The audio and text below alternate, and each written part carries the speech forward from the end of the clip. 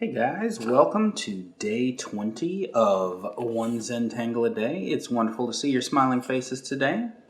Today we have 3 new patterns, and when we make our Zentangle tile today, we're going to be doing it on a bold colored tile.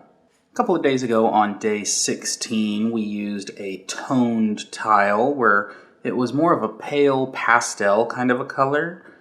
But for today, our tile is going to be on a bold color. We'll talk more about that in just a little bit. For starters, let's jump into our patterns. We'll start with Jetties.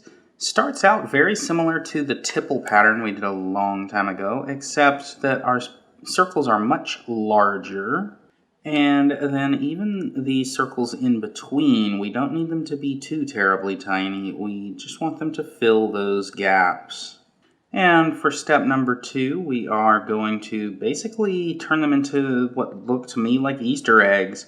We're going to make a couple of lines that wrap around them and then a wiggle through that. So I'll start on this one showing you how we do that. It's like 2 curved lines that wrap around and make that almost look like a striped pool ball, you know, the pool table game. Anyway, it's got a wide band wrapping around it, and then in between those 2 lines we're going to make a loopy wiggle that just goes back and forth and back and forth and back and forth with these really tight loops. And there, it kind of looks like an Easter egg. You just do that to all the circles, even the little ones. That's why we didn't want the little ones to be too little.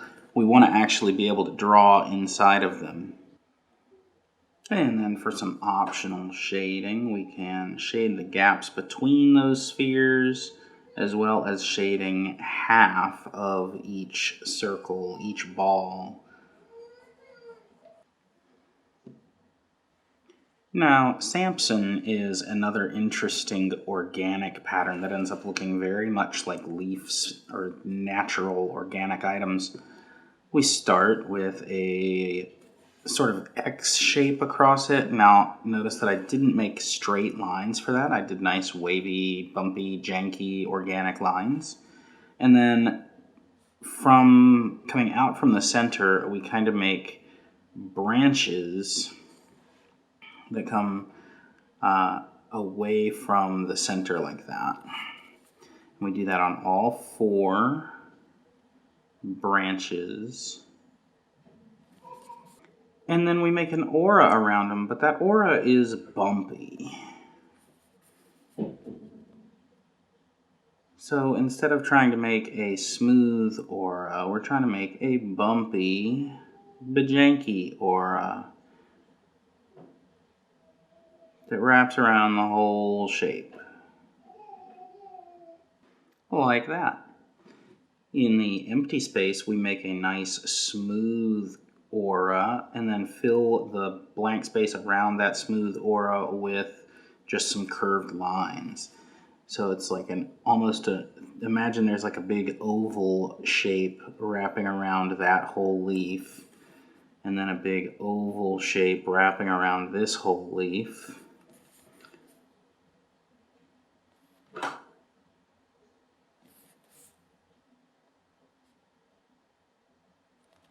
So that makes a very smooth aura around the bumpy aura. Leave that gap empty, and in this empty space around here, we're making just little curvy stripe things. And if you want to, you can shade the leafy part of the pattern just so that it kind of stands out a little bit, because the rest of the pattern around it is quite light, so shading it gives it a little bit of contrast against the bright aura.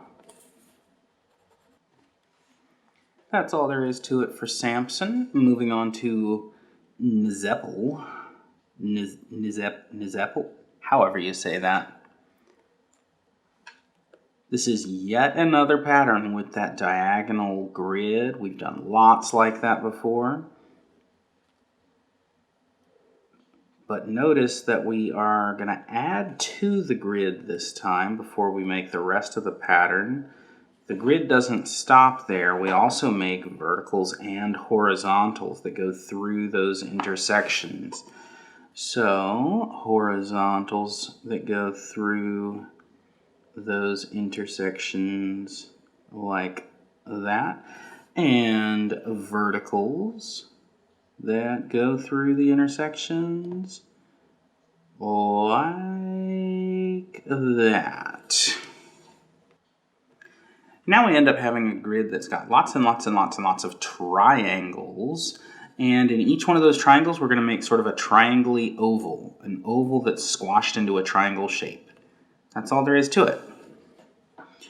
So I'm going to try to follow the shape of that triangle, but make it curvy, make it, rounded corners, and try to stay inside each one of those little triangle-y shapes.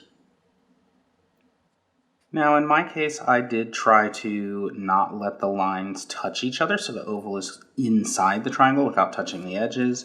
Here on this one, you can see that they used a thicker pen, and they did let the lines touch and merge into the lines of the grid. Either way is fine. And the way that we're going to shade this is just with some rounding around the edges. That's all there is to it.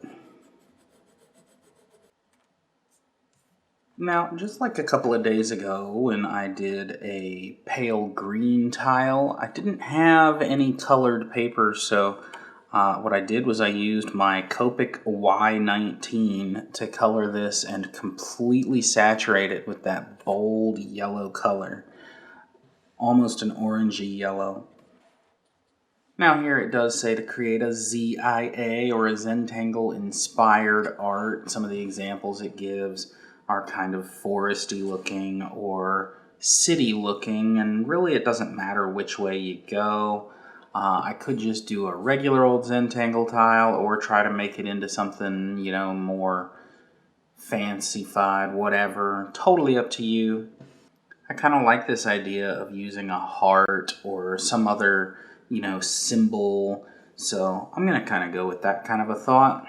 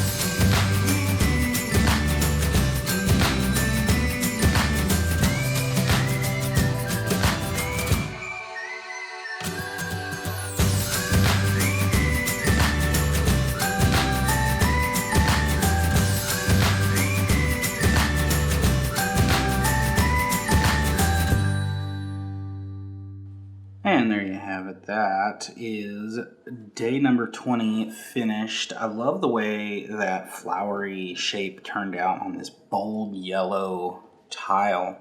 When you use a bold color instead of a pale color like we did last time, it really kind of lends itself more to showing some kind of an emotional feeling.